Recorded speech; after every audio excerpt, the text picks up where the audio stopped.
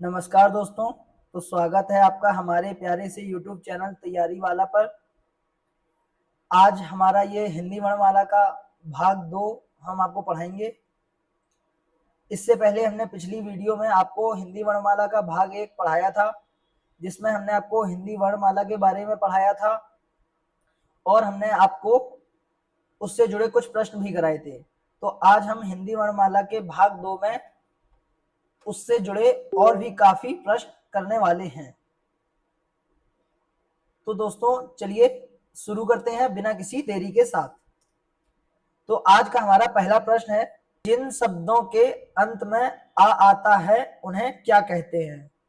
तो देखिए दोस्तों, जिन शब्दों के अंत में आ आता है उन्हें हम अकारांत कहते हैं। तो इसका राइट आंसर ऑप्शन डी होगा। तो चलिए दोस्तों हम बढ़ते हैं अपने अगले प्रश्न की ओर। कौन स्वर नहीं है। तो दोस्तों देखिए, आ भी हमारा स्वर है, ऊ भी हमारा स्वर है, ए भी हमारा स्वर है, किंतु बा हमारा वर्ण है, तो ये स्वर नहीं है। तो ये हमारा डी होगा राइट आंसर। तो तीसरा प्रश्न है दोस्तों, निम्नलिखित में से कौन सा वर्ण घोष है। तो दोस्तों कल हमने आपको पढ़ाया था पिछली वीडियो में कि सघोष और अघोष वर्ण के बारे में। तो जो सघोष होता है उसी को हम घोष भी कहते हैं। तो देखिए हमको बताना है निम्न में से कौन सा वर्ण घोष है। तो हमने कल आपको बताया था कि हमारा हर वर्ग का तीसरा, चौथा व पांचवा सघोष होता है एवं पहला व दूसरा अघोष होता है। तो देखिए पा हमारा पहला है, पा वर्ग का, तो ये हमारा नहीं होगा। टा भी हमारा पहला है, तो ये भी हमारा नहीं होगा। फा हमारा दूसरा है, तो ये भी नहीं होगा। किंतु दा देखिए, ता, था, दा, ये हमारा तीसरा है, तीसरा वर्ण है हमारे ता वर्ग का। तो ये हमारा राइट आंसर हो जाएगा। तो दोस्तों हमारा अगला प्रश्न है, भाषा की सबसे छोटी इकाई किसे कहते हैं। तो भाषा की सबसे छोटी इकाई को दोस्तों वर्ण कहेंगे और वर्णों के मेल से हमारा अक्षर बनता है। व्यंजन हमारा वर्णों के अंदर आता है, स्वर भी हमारा वर्ण के अंदर ही आता है। तो उसके बाद दोस्तों अगला प्रश्न है हमारा, वर्णमाला किसे कहते हैं।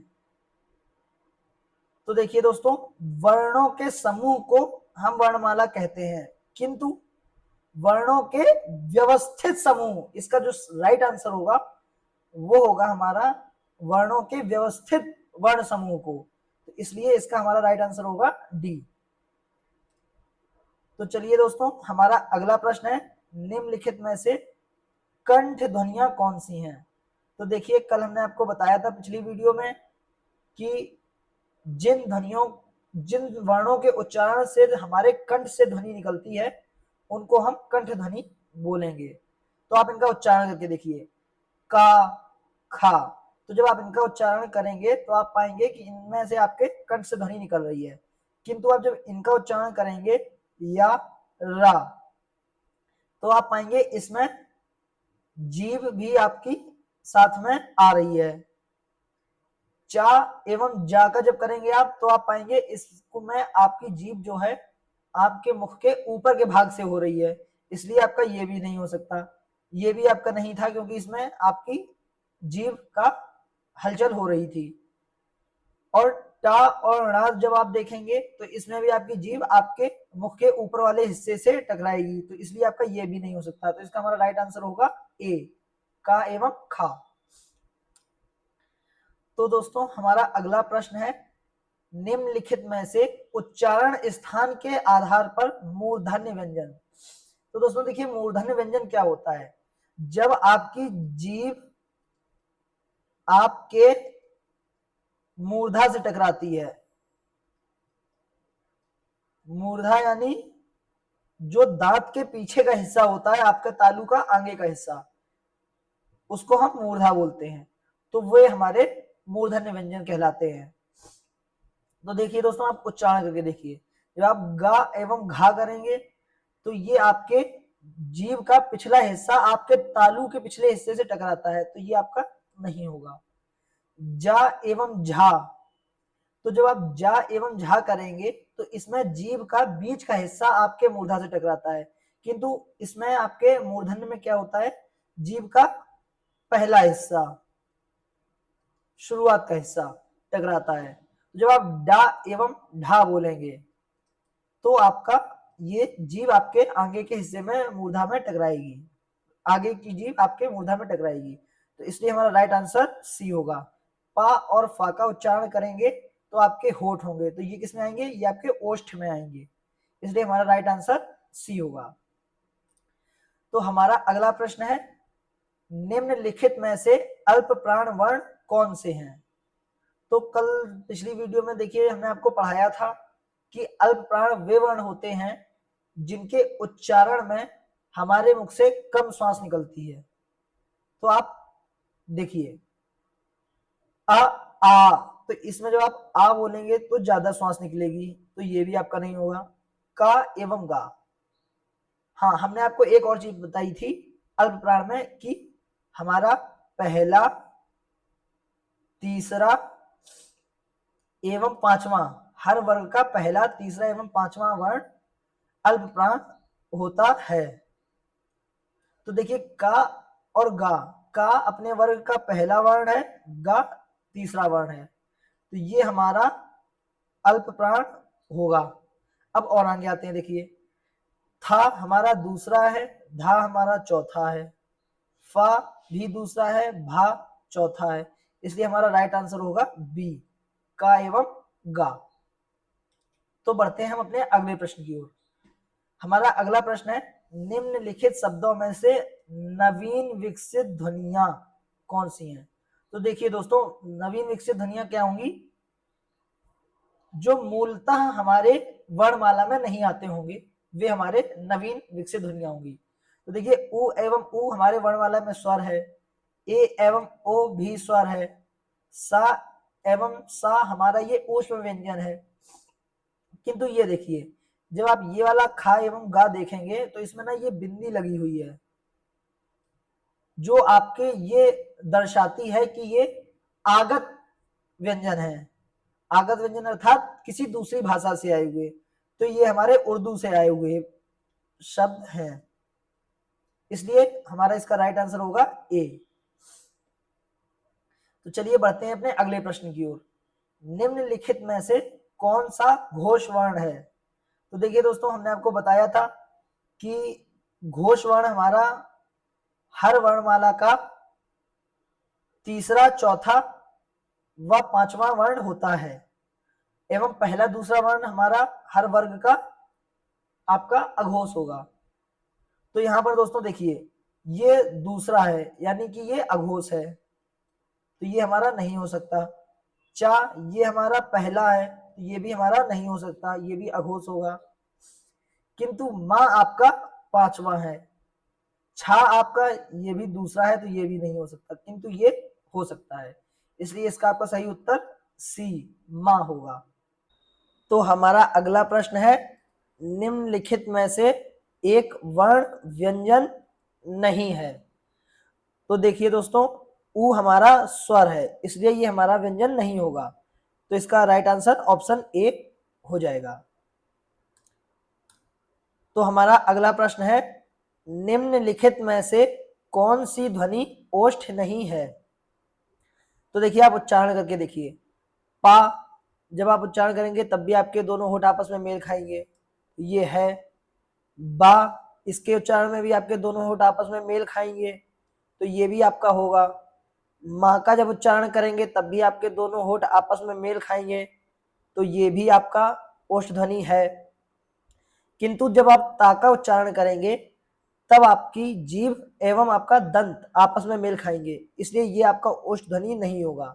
तो हमारा प्रश्न था, निम्नलिखित में से कौन सी ध्वनि ओष्ठ नहीं है, तो इसका राइट आंसर होगा ऑप्शन डी ता, ये हमारी ओष्ठ ध्वनि नहीं है। तो दोस्तों हमारा अगला प्रश्न है, हिंदी भाषा में मूलतः वर्णों की संख्या कितनी होती है, कितनी मानी गई है। तो हमने आपको पिछली वीडियो में पढ़ाया था कि हिंदी भाषा में मुख्यतः 52 वर्ण होते हैं। तो इसका हमारा राइट ऑप्शन होगा ऑप्शन सी। चलिए दोस्तों हम बढ़ते हैं अपने अगले प्रश्न की ओर। निम्नलिखित में से नासिक व्यंजन कौन सा है? तो दोस्तों देखिए, नासिक व्यंजन वह व्यंजन होता है जिसके उच्चारण में हमको मुख के साथ साथ हमारी नाक की भी जरूरत पड़ती है। जैसे आप जब शा का उच्चारण करेंगे तो केवल आपके मुख से हवा निकलेगी, जब गा का उच्चारण करेंगे तब भी आप केवल मुख का ही प्रयोग करेंगे, जा का उच्चारण करेंगे तब भी केवल मुख का उपयोग करेंगे। किंतु जब आप इया का उच्चारण करेंगे तो आपके मुख के साथ साथ आपकी नाक का भी इसमें सहयोग होगा। इसलिए इसका हमारा राइट आंसर होगा ऑप्शन बी। तो हमारा अगला प्रश्न है, ए ऐ वर्ण क्या कहलाते हैं? तो देखिए, नासिक तो हमारे वो होते हैं जिनमें हमारी नाक की भी सहायता होती है। मूर्धन्य वह होते हैं जिसमें हमारे जीभ हमारी मूर्धा से टकराती है। ओष्ठ में हमारे होठ आपस में स्पर्श करते हैं। किंतु कंठ एवं तालव्य, कंठ एवं तालव्य वे होते हैं जिनमें हमारे कंठ का उपयोग हो एवं हमारी जीभ का पिछला भाग हमारे तालु से टच हो। तो देखिए, आप ए एवं ऐ का उच्चारण करके देखिए। तो जब आप ए एवं ऐ का उच्चारण करेंगे तो आप पाएंगे इसमें आपके कंठ का प्रयोग हो रहा है एवं आपकी जीभ का पिछला हिस्सा आपके तालु से टकरा रहा है। इसलिए इसका हमारा सही उत्तर होगा ऑप्शन डी। हमारा अगला प्रश्न है, निम्नलिखित में से किसे हिंदी की मानक वर्णमाला में स्थान नहीं दिया गया है? तो दोस्तों, ये जो श्री है इसको हिंदी की मानक वर्णमाला में स्थान नहीं दिया गया है, इसलिए इसका हमारा राइट आंसर होगा ऑप्शन सी। हमारा अगला प्रश्न है, निम्नलिखित शब्दों में किस शब्द के द्वित्व व्यंजन है? तो देखिए दोस्तों, द्वित्व व्यंजन क्या होता है? द्वित्व व्यंजन वह होता है जहां पर हमारा एक ही व्यंजन दो बार आ रहा हो, किंतु उसमें हमारे व्यंजन वो जो दो बार व्यंजन आ रहा है उसका उच्चारण एक बार आधा हो रहा हो और एक बार पूर्ण रूप से हो रहा हो। तो देखिए, पुनः मैं आपका कोई भी व्यंजन दो बार नहीं है, इलाहाबाद में भी कोई भी व्यंजन दो बार नहीं है, किंतु जब आप दिल्ली बोलेंगे तो आप देखेंगे कि दिल्ली में ला दो बार आ रहा है, एक बार आधा एक बार पूरा। तो हमारा राइट आंसर होगा ऑप्शन सी। तो चलते हैं अपने अगले प्रश्न की ओर। हमारा अगला प्रश्न है, शा सा सा हा कौन से व्यंजन कहलाते हैं? तो पिछली वीडियो में हमने आपको पढ़ाया था कि ये सभी ऊष्म व्यंजन में आते हैं। तो देखिए, ये रहा ऊष्म संघर्षी व्यंजन, तो इसका हमारा राइट आंसर होगा ऑप्शन डी। तो चलिए हम बढ़ते हैं अपने अगले प्रश्न की ओर। छा ध्वनि किस स्वर के अंतर्गत आती है? तो देखिए, छा ध्वनि किस स्वर के अंतर्गत आएगी? तो कल हमने आपको बताया था कि जो छा होता है ये आपका का एवं शा से मिलकर बनता है और ये आपका संयुक्त वर्ण में आता है। तो देखिए, यहाँ पर संयुक्त वर्ण ये रहा आपका ऑप्शन सी में, तो यहाँ पर आपका राइट आंसर होगा ऑप्शन सी।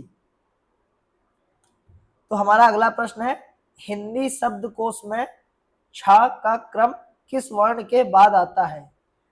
तो देखिए, यहाँ पर आपका छा का क्रम छा के भी बाद आता है एवं का के भी बाद आता है, किंतु छा आपका का एवं शा से मिलकर बनता है, इसलिए यहां पर आप राइट आंसर में ऑप्शन ए का को टिक करेंगे। अगला प्रश्न है हमारा, त्रावर्ण किन वर्णों के संयोग से बना है? ये हमारा गलत यहां पर टाइप हुआ है, टाइप वाले ने गलती करी है, यहां त्रा नहीं, यहां आपका ज्ञा है। तो देखिए, ज्ञा वर्ण किन वर्णों के संयोग से बना है? तो आपका हमने कल आपको पढ़ाया था जा प्लस यहां से आपका ज्ञा बनता है, किंतु जा में हलंत भी होता है, जा पूरा नहीं होता है, जा आधा होता है। तो अब देखिए आप, ये आपका कहां पर है? ये जब आप देखेंगे तो पाएंगे आपके ऑप्शन बी में ये है, तो आपका राइट आंसर ऑप्शन बी हो जाएगा। हमारा अगला प्रश्न है, निम्नलिखित में से अघोष वर्ण कौन सा है? तो देखिए दोस्तों, हमने आपको पिछले वीडियो में पढ़ाया था कि हर वर्ग का पहला व दूसरा वर्ण हमारा अघोष होता है एवं हा को छोड़कर सभी वर्ण हमारे सघोष होते हैं। हा भी इसलिए हमारा अघोष में आता है। तो आप देखिए यहां पर हा या फिर कोई वर्ग का पहला या दूसरा वर्ण है तो पा, ये जब आप बा देखेंगे तो बा आपका तीसरा वर्ण है तो ये नहीं होगा। जा आपका तीसरा वर्ण है, ये भी नहीं होगा। हा है आपका, देखिए हा हमने बताया था आपको पिछले वीडियो में कि हा अघोष होता है, तो इसका आपका राइट आंसर हा हो जाएगा। अब हम आते हैं अपने अगले प्रश्न पर, घा का उच्चारण स्थान कौन सा है? तो देखिए आप जब घा को उच्चारण करेंगे तो आप पाएंगे यहां पर हमारी घा का उच्चारण करने में हमारी जीभ तालू से टकराती है, जीभ का पिछला हिस्सा। तो इसका आपका राइट आंसर होगा ऑप्शन सी, तालू। हमारा अगला प्रश्न है, निम्नलिखित में से संयुक्त व्यंजन कौन सा है? तो देखिए अभी हमने आपको बताया ही था ऊपर कि ज्ञा हमारा जा प्लस यहां से मिलके बन रहा है, तो ये दो वर्णों के समूह से बन रहा है, इसलिए ये हमारा संयुक्त व्यंजन होगा। तो इसका राइट आंसर होगा ऑप्शन बी। राइटिंग की ओर मत जाइएगा, ये जल्दबाजी में हमारी थोड़ी राइटिंग खराब हो जाती है। हमारा अगला प्रश्न है, निम्नलिखित में से कौन सा वर्ण उच्चारण की दृष्टि से दंत नहीं है? तो देखिए इसका जब आप उच्चारण करेंगे तो आप ता बोलेंगे तो भी आपकी जीभ आपके दांत से टकराएगी, जब आप ना बोलेंगे तब भी आपकी जीभ आपके दांत से लगभग टच होगी, स्पर्श करेगी। किंतु जब आप दा बोलेंगे तब भी आपकी करेगी, किंतु जब आप टा बोलेंगे तब आपकी जीभ आपके मूर्धा से टकराएगी, ना कि दंत से। इसलिए इसका हमारा राइट आंसर होगा ऑप्शन डी, टा। तो हमारा अगला प्रश्न है, कौन सा अमानक वर्ण है? तो देखिए वर्णमाला में आपके खा आता है, घा आता है, भा आता है। अब देखिए पहले हम आपको बताते हैं अमानक वर्ण क्या होता है। अमानक वर्ण हमारे वे वर्ण होते हैं जिनको किसी त्रुटि के साथ लिखा जाता है। तो जैसे आप देखेंगे हमारी उसमें वर्णमाला में झा को ऐसे लिखते हैं, किंतु पहले के समय में कुछ लोग झा को ऐसे भी लिखते थे और वे उसको उचित मानते थे, जबकि ये हमारा उचित नहीं है, ये हमारा अनुचित है। हमारा उचित झा ये है, इसलिए ये हमारा अमानक वर्ण हो जाएगा। तो इसमें आपका ऑप्शन सी राइट आंसर रहेगा। हमारा अगला प्रश्न है, छा वर्ण किसके योग से बनता है? तो हमने आपको कल बताया था कि आपका का प्लस शा से हमारा छा बनता है। तो देखिए ये आपका कहां पर है, इसमें यहां पर तो नहीं है, ऑप्शन बी में भी नहीं है, ऑप्शन सी में भी नहीं है, किंतु ऑप्शन डी में का एवं शा है। तो आपका सही ऑप्शन होगा ऑप्शन डी। तो दोस्तों हम बढ़ते हैं अपने अगले प्रश्न की ओर। हमारा अगला प्रश्न है, हिंदी वर्णमाला के स्वरों की कुल संख्या कितनी होती है? देखिए दोस्तों, हमने आपको पिछले वीडियो में बताया था कि स्वरों की संख्या 13 होती है, किंतु दोस्तों मुख्यतः स्वरों की संख्या 11 मानी जाती है। जो अंग एवं आहा होता है उसको हम अयोगवाह में लेते हैं। किसमें लेते हैं? अयोगवाह में। और इसको विसर्ग बोला जाता है आहा को, एवं अंग को अनुस्वार बोलते हैं। क्या बोलते हैं? अनुस्वार। ठीक है, तो इसलिए मुख्यतः हमारा 11 होती है, इसलिए इसका हमारा राइट आंसर 13 ना होके 13 ना होके 11 होगा, इसलिए option B is right answer.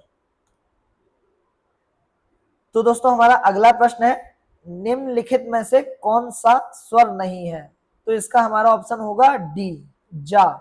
जा आपका वर्ण है, चा वर्ग का तीसरा वर्ण है आपका जा। तो चलिए दोस्तों हम बढ़ते हैं अपने अगले प्रश्न की ओर। हमारा अगला प्रश्न है, निम्नलिखित में से कौन सा टा वर्ग का नहीं है?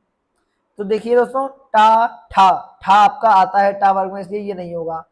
टा, ठा, ढा, ये भी आपका आता है, इसलिए ये भी आपका नहीं होगा। टा, ठा, डा, ढा, इसलिए ये भी आपका नहीं होगा। और ऋणा भी आपका पांचवा वर्ण है इसके टा वर्ग का, इसलिए ये भी नहीं होगा। किंतु घा देखिए दोस्तों, घा आपका होगा।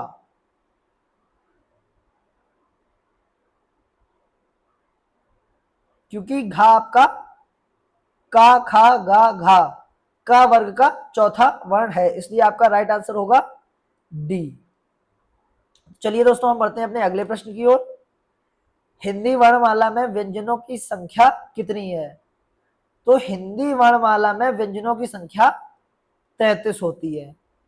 ये आप दोस्तों याद रखिएगा, हमारे 33 व्यंजन, 11 आपके स्वर प्लस 2 अयोगवाह, ये आपके टोटल होते हैं 47।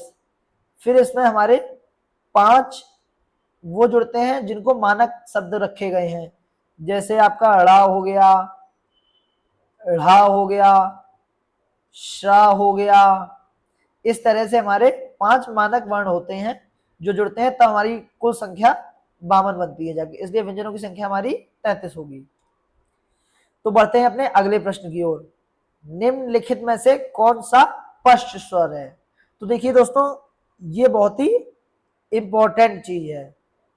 पश्च स्वर क्या होता है? जिसके उच्चारण में हमारे जीभ का पिछला भाग हरकत में आता है, उसको हम पश्च स्वर बोलेंगे, और वह स्वर होता है। तो देखिए, आप जब उच्चारण करेंगे तो आप पाएंगे आ को जब आप बोलेंगे तो आपके जीभ का पिछला भाग हल्का सा ऊपर उठता है, इसलिए इसका राइट आंसर होगा ऑप्शन ए। हमारा अगला प्रश्न है, खड़ी पाई वाले व्यंजनों का संयुक्त रूप कैसे बनाया जाना चाहिए? तो ये दोस्तों आपको याद रखना होगा कि खड़ी पाई वाले व्यंजनों का संयुक्त रूप बनाने के लिए आपको खड़ी चौपाई को हटाना होता है। तो खड़ी चौपाई को हटाकर आप इसका संयुक्त रूप बनाया जा सकता है, इसलिए इसका राइट आंसर होगा ऑप्शन बी। तो दोस्तों, अब हम बढ़ेंगे अपने अगले प्रश्न की ओर। विसर्ग से बना शब्द कौन सा है? तो देखिए दोस्तों, हमने आपको पढ़ाया था कि अंग आपका अनुस्वार होता है एवं आहा विसर्ग होता है। तो देखिए दोस्तों, ये हमारे 2 बिंदी जो होती हैं, ये हमारे विसर्ग को संकेत करती हैं कि हमारा विसर्ग है। तो ये आपकी बी ऑप्शन निस्पृह में है, तो यहाँ पर आपका बी ऑप्शन करेक्ट आंसर हो जाएगा। तो चलिए दोस्तों, बढ़ते हैं अपने अगले प्रश्न की ओर। इनमें से कौन सा वर्ण स्वर है? तो दोस्तों, यहाँ पर ए जो है ये हमारा स्वर्ण है, तो इसका हमारा राइट ऑप्शन हो जाएगा ऑप्शन ए। अब हमारा अगला प्रश्न है, निम्नलिखित में से अंतःस्थ व्यंजन कौन सा है? तो देखिए दोस्तों, हमने आपको पढ़ाया था अंतःस्थ व्यंजन में या, रा, ला एवं वा आते हैं। तो ये देखिए दोस्तों, यहाँ पर ऑप्शन बी में या है, तो हमारा राइट आंसर होगा ऑप्शन बी। चलिए बढ़ते हैं अपने आज के अगले प्रश्न की ओर। इनमें से ओ का उच्चारण स्थल कौन सा है? तो देखिए, आप ओ का उच्चारण करके देखिए। तो जब आप ओ का उच्चारण करेंगे तो आप पाएंगे कि इसमें आपका स्वर जो है वो कंठ से निकल रहा है एवं आपके होठ भी हरकत में आ रहे हैं, तो इसलिए ये होगा हमारा कंठ ओष्ठ। तो इसलिए हमारा राइट आंसर होगा ऑप्शन डी। चलिए बढ़ते हैं अपने अगले प्रश्न की ओर। चा और छा वर्ण का उच्चारण स्थान कौन सा है? तो आप चा एवं छा का जब उच्चारण करेंगे तो आप पाएंगे आपकी जीभ का जो बीच का भाग है वह आपके ऊपर तालू से लग रहा है, इसलिए इसका राइट आंसर होगा आपका ऑप्शन ए, तालू। तो बढ़ते हैं हम अपने अगले प्रश्न की ओर। का, गा, जा, फा ध्वनियां किसकी हैं? तो देखिए दोस्तों, इन सभी ध्वनियों में ये हमारी बिंदी लगी हुई है, तो हमने आपको पढ़ाया था ये जिनमें भी ये लगी होती है ये हमारे आगत शब्द होते हैं, आगत व्यंजन होते हैं। तो और हमने आपको बताया था कि ये सभी उर्दू भाषा से आए हैं। तो उर्दू भाषा हमारी कहाँ की है? अरबी और फारसी, अरब और फारसी है, इसीलिए इसका हमारा राइट आंसर होगा ऑप्शन बी। चलिए हम बढ़ते हैं अपने अगले प्रश्न की ओर। तालव्य व्यंजन है, तो तालव्य व्यंजन देखिए क्या होते हैं, आप इनका उच्चारण करके देखिए। दा, टा, डा, ढा, चा, छा, जा, झा। जब आप ये वाला उच्चारण करेंगे चा, छा, जा, झा, तो इसमें आपकी जो जीभ है वो आपके तालू से टच होगी, इसलिए इसका आपका राइट आंसर होगा ऑप्शन बी। चलिए बढ़ते हैं अपने अगले प्रश्न की ओर। कौन वर्ण घोष नहीं है? जो वर्ण घोष नहीं है वह हमारा क्या होगा, वह हमारा अघोष होगा। हमने आपको बताया था अघोष में हमारा हर वर्ग का पहला व दूसरा वर्ण आता है। तो देखिए यहाँ पर ता वर्ग का ये ता आपका पहला वर्ण है, इसलिए हमारा ऑप्शन सी राइट आंसर हो जाएगा। अब बढ़ते हैं अपने अगले प्रश्न की ओर। किस शब्द में री स्वर नहीं है? तो देखिए इसमें भी कृपा, ये री की मात्रा लगी है, कृष्ण में भी री की मात्रा है, दृष्टि में भी री की मात्रा है, किंतु आज में री की मात्रा नहीं है, इसलिए डी हमारा राइट आंसर हो जाएगा। चलिए बढ़ते हैं अपने आज के अगले प्रश्न की ओर। किन ध्वनियों को अनुस्वार कहा जाता है? तो देखिए स्वर के बाद में आने वाली नासिक ध्वनियां, ये हमारी क्या कहलाएंगी, अनुस्वार, क्योंकि हमने आपको बताया था कि जिन ध्वनियों में हमारे मुख के साथ साथ हमारी नाक की भी का भी उपयोग होता है उनको हम नासिक ध्वनि कहते हैं, इसलिए इसका हमारा राइट आंसर होगा ए। तो चलिए बढ़ते हैं अपने अगले प्रश्न की ओर। ओ औ किस प्रकार के वर्ण हैं? देखिए जब आप ओ और औ का उच्चारण करेंगे तो आप पाएंगे इसमें आपके कंठ से आवाज निकल रही है एवं आपके होठ हरकत में आ रहे हैं, इसलिए इसका हमारा सही उत्तर होगा ऑप्शन डी। चलिए बढ़ते हैं अपने अगले प्रश्न की ओर। हिंदी वर्णमाला में वर्ण है, तो ये हमने आपको बताया था कि हिंदी वर्णमाला में हमारे कुल 52 वर्ण होते हैं, तो इसका हमारा राइट आंसर होगा ऑप्शन बी। स्वर ध्वनि के प्रकार हैं, तो देखिए दोस्तों हमने कल आपको पिछली वीडियो में इसके 2 प्रकार बताए थे, एक दीर्घ एवं एक ह्रस्व, किंतु दोस्तों इसका एक तीसरा प्रकार भी होता है जिसको हम प्लुत बोलते हैं।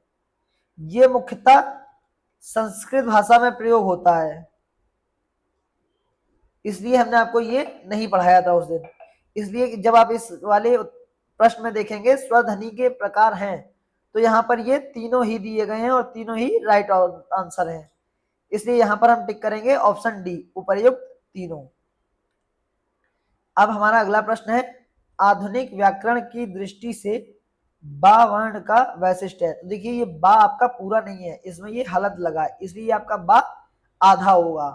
आधा होगा का मतलब सबसे पहली बात ये आपका अल्प प्राण में आएगा, क्योंकि इसका उच्चारण में आपको कम श्वास की जरूरत पड़ेगी। अब देखते हैं इसके लिए क्या होगा। बाकी उच्चारण में आपके होठ भी जो है आपस में टकरा रहे हैं, तो इसमें ये ओष्ठ भी होगा, होठ स्पर्श हो रहे हैं इसलिए स्पर्श भी आएगा, अल्प प्राण है तो अल्प प्राण भी आएगा, किंतु ये आपका अघोष नहीं है, क्योंकि ये आपका पा वर्ग का तीसरा वर्ण है, और हमने आपको पढ़ाया था कि तीसरा, चौथा, पांचवा वर्ण हमेशा हमारा सघोष के अंदर आता है। अब इसमें देखिए द्योष्ठ, दोनों होठ हो रहे हैं आपस में हरकत में आ रहे हैं, इसलिए ये सही होगा। स्पर्श, स्पर्श कर रहे हैं, अल्प प्राण भी है, घोष भी है एवं निरनुनासिक भी है, क्योंकि इसमें हमारी नाक का इस्तेमाल नहीं हो रहा है, तो इसलिए हमारा राइट आंसर होगा ऑप्शन बी। चलिए बढ़ते हैं अपने अगले प्रश्न की ओर। निम्न में अर्ध स्वर कहलाता है, तो दोस्तों इसमें ना हम या को अर्ध स्वर के अंदर रखते हैं। चलिए बढ़ते हैं हम अपने अगले प्रश्न की ओर। महाप्राण ध्वनियां व्यंजन वर्ग में किससे संबंधित हैं? देखिए महाप्राण में हमने आपको बताया था कि महाप्राण में आपका दूसरा व चौथा वर्ण आता है हर वर्ग का। एवं अल्प प्राण में आपका पहला, तीसरा एवं पांचवा आता है। तो इसलिए हमको महाप्राण का बताना है तो दूसरा और चौथा आएगा। तो सी में हमारा दूसरा और चौथा है, इसलिए सी हमारा राइट आंसर हो जाएगा। तो चलिए बढ़ते हैं अपने आज के अंतिम प्रश्न की ओर। भाषा की सार्थक लघुत्तम इकाई है। तो देखिए दोस्तों, भाषा की सार्थक लघुत्तम इकाई, शब्द नहीं आएगा क्योंकि शब्द वर्णों के समूह से बनता है। पद भी नहीं आएगा, वाक्य भी नहीं आएगा क्योंकि वाक्य भी आपके शब्दों के समूह से बनता है। इसलिए आपका एक ऑप्शन बचा, ऑप्शन सी ध्वनि। तो इसमें आपका राइट आंसर होगा ध्वनि। भाषा की सार्थक लघुत्तम इकाई ध्वनि है। तो दोस्तों आज के लिए बस इतना ही। अगर आपको वीडियो पसंद आया हो, हमारा पढ़ाया हुआ समझ में आया हो, तो वीडियो को लाइक कीजिएगा। कोई आपको डाउट हो इससे रिलेटेड या हमारी पिछली वीडियो से रिलेटेड तो आप कमेंट करिएगा। और जिस भी किसी ने हमारी पिछली वीडियो अभी ना देखी हो, हम डिस्क्रिप्शन में उसका लिंक अटैच कर देंगे। आप वहां से हमारी पिछली वीडियो देख सकते हैं, जिससे हमने उसमें जो भी वर्ण के बारे में पढ़ाया था आप सीख सकें। और अपने जो भी आपके दोस्त हो, मित्र हो या साथी हो, भाई हो, बहन हो, जो भी आपके यूपीएसआई की तैयारी कर रहे हो, उनके साथ इस वीडियो को शेयर कीजिएगा और हमारे चैनल को सब्सक्राइब कीजिएगा, जिससे आपको जल्दी से जल्दी वीडियो मिल सके, अतिशीघ्र आप तक हमारा नोटिफिकेशन पहुंच सके वीडियो अपलोड होने का, और आपकी तैयारी सही तरीके से होती रहे और आप अपने परीक्षा में अच्छे नंबरों से उत्तीर्ण हो सके और आप भावी दरोगा बन सके। और हमारा तैयारी वाला नाम से इंस्टा पर एक पेज है, इसको भी आप फॉलो कर लीजिएगा। तो इसी के साथ दोस्तों, जय हिंद, जय भारत। आज के लिए बस इतना ही।